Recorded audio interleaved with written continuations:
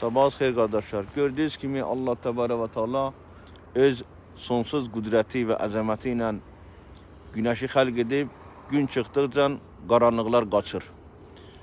Gün işıq gəlir, qaranlığın yerində qarartır. Yenə də təkrarən qaranlıq gəlir, gün gedir. Və bu şəkildə yer dəyişmə olur, canişin olur. Quran-ı Kerim buna xilfə deyir. Furqan surəsinin 62-ci ayəsində oxuyuruq ki, Huvəl-ləzi cəaləl-ləylə və-n-nəhərə xilfətən. Sizin pərverdigarınız o Allahdır ki, o gecə və gündüzü xilfə qərar verib. Yəni biri-birilərinə canişin, biri gedir, o birisi gəlir.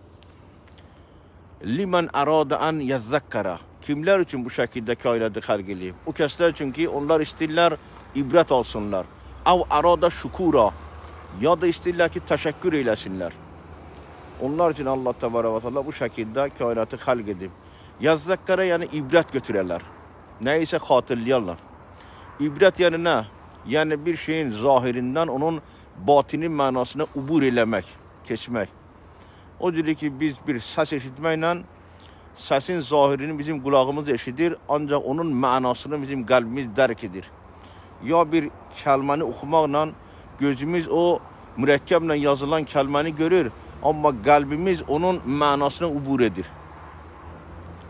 Və insanın da bu şəkildə bir zahiri var, bir batini var. İnsan onun zahirini görməklə onun batinini, ruhunu gərək dərk eləsin.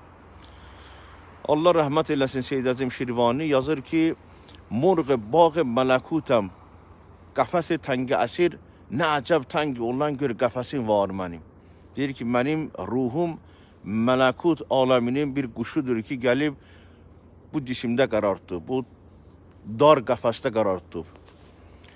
Sonra yazır ki, etmişəm gərçi bu qəm aləmi nasutu vətən, ey künül böyle deyil, pişirəsin var mənim.